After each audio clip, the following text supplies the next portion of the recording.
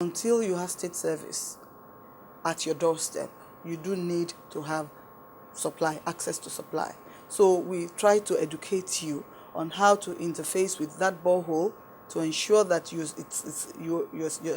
dealing with it safely, the water is safe for you, and your neighbors and the environment is not compromised by your own activities. And that is part of the things that we've been looking at since we've been here. Now, if you are a small-scale seller, you have a tap in front of your house, you're selling to the public. The quality of the water that you're selling to the public is the responsibility of government to look at. And therefore, that is why one of the things that we're rolling out this month is the regulations for drinking water quality that actually has a wide application. As long as what you're doing supplies water to the public, not just for your own use, then that water will be regulated as to quality. And I think no responsible government will actually do any less than that. We have a licensing program. Okay, if you are supplying water to the public, you're required to get a license from the commission, because with the license also comes a list of rules and regulations and requirements, including reporting requirements. You need to take water quality tests from your water. We also reserve the right to visit you, as we deem necessary. Don't forget that water, if you supply bad water to people, the impact is phenomenal.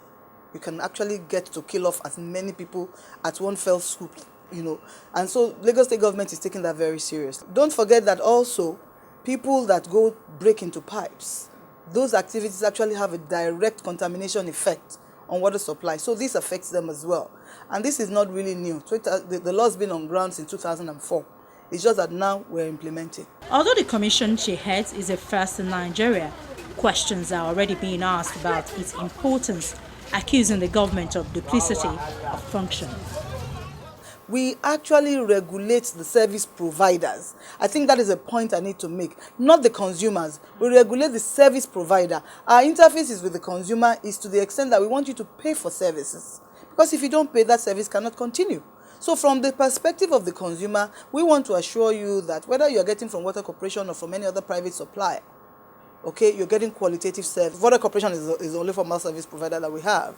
Now, for the other informal ones, you're talking about the private suppliers, the tanker. We have tanker services regulations that are coming out. It's going to be issued before the end of the year. This is a regulation that requires the tanker operators to disinfect their tankers, to wash their tankers. They are branded. They have a regulatory commission stamp that says that this tanker is used for drinking water purposes only. And if you go and buy water from a non-branded tanker, you really can't guarantee the quality of the water that you're buying. So it's a very extensive regulation for the tanker services operators. We're actually meeting with them very soon to discuss it, to enlighten them on why we need to do this and what they need to do. And in fact, we've gone further to actually put in the regulations a methodology for disinfection. So that if you don't know what you're supposed to do or what we mean by disinfection, that regulation actually tells you what we mean by disinfection. It also talks to the people that operate filling points. These are what you should look for in tankers before you fill. We cannot say because we are not having 100% government service, so the rest of the people that are not having service from government should not be protected. And that is what we're doing.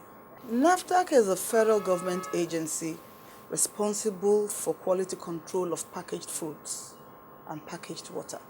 And therefore you find that most goods and services that are food and drugs, in this instance water qualifies for food, have NAFDAC number. That is their remit, and that is what they're created to do. And that is why you find that pure water sellers, bottled water sellers all have NAFDAC number. We are a municipal regulator. Basically means that if you have a service that allows you to supply water to the public, not necessarily packaged, pipe-borne water, bucket water, this service this supply is not for your personal use, but for the public. We will regulate the quality of that water, because definitely the duty to supply water comes with the duty to supply qualitative water. So if you're supplying water to the public, whether you are a school, you have a water system whereby you supply water to children, you're a hospital, definitely the quality of that water becomes the responsibility of the state government, and that's part of our remit here. With the Lagos State Water Master Plan comes some expectations. Citizens expect reliable water delivery service. Meanwhile, they are expected to be willing to pay more. Right now, the Water Corporation says it charges less than 1 naira for 50 liters of water, whereas the informal water sector charges about 500% more than its rate. One costs 50 naira.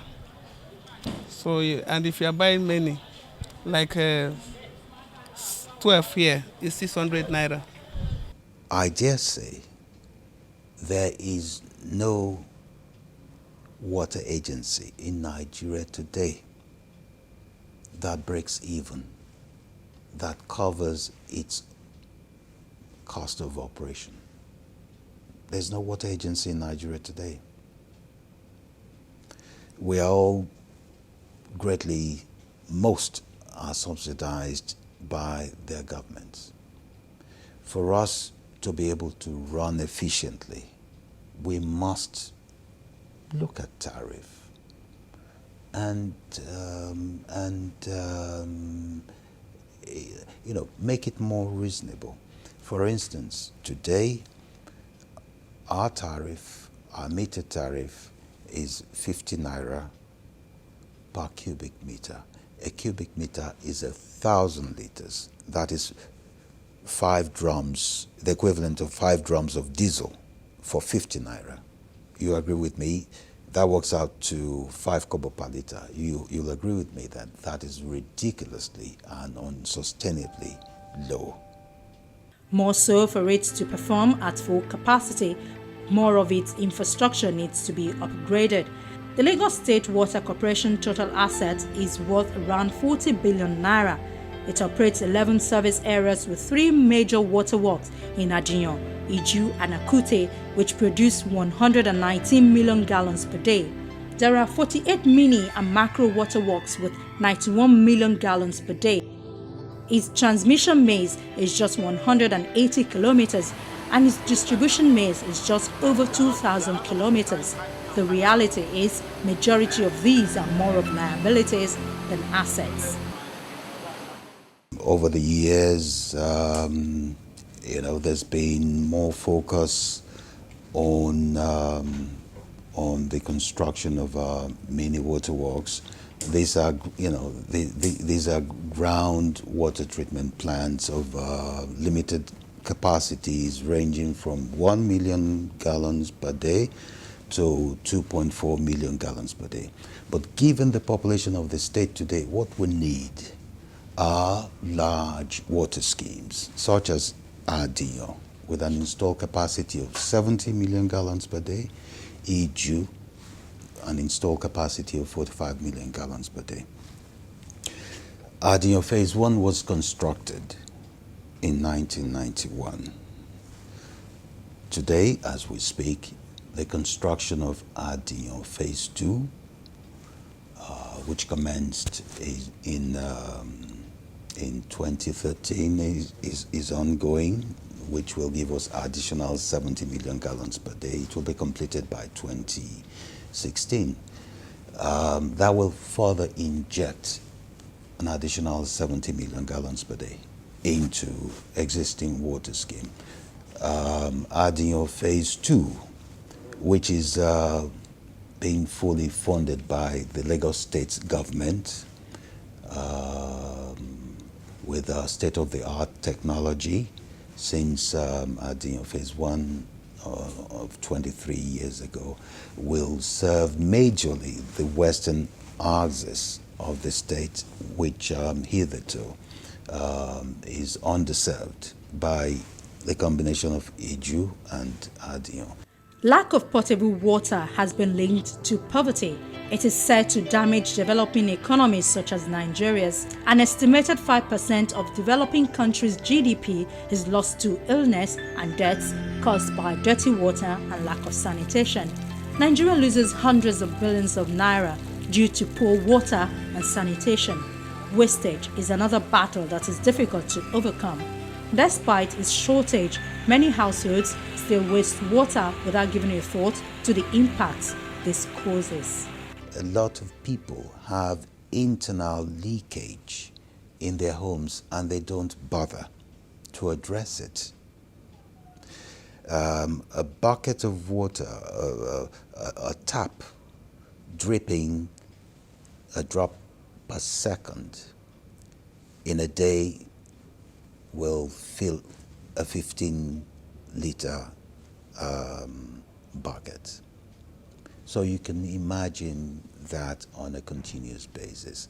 But with metering, people will be forced, people will be compelled to look inward and address internal leakage.